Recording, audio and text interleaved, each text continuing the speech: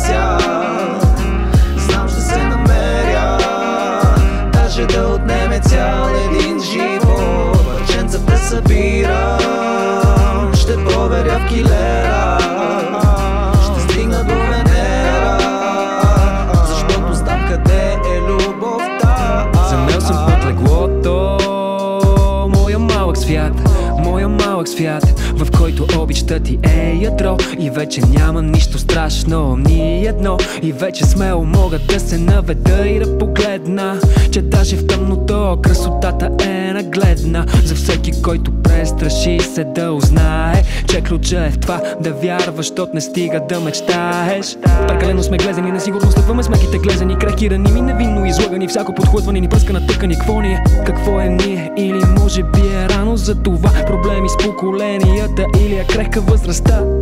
За да узнаем близостта, първа стъпка доброта, премини повърхността. Ако има дупка в тебе, значи влиза светлина. И ако е нужно да се бориш, има път, а не стена. Продължавам да се търся.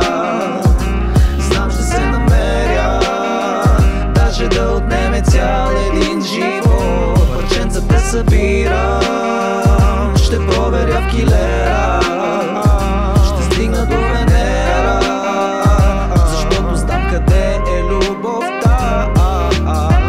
Тя е навсякъде, вътре в теб, вътре в мен. Тя е земята, по която стъпваш всеки ден, всяко днес.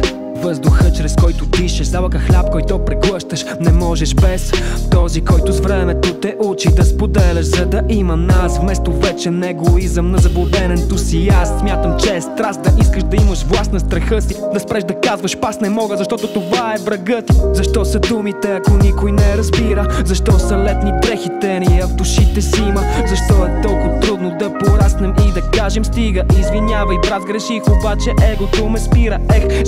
Живот, интересен си такъв, какъвто си.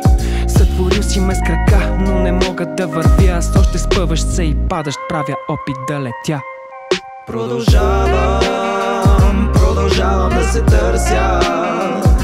Знам, ще се намеря, даже да отнеме цял един живот. Парченца пресъбирам,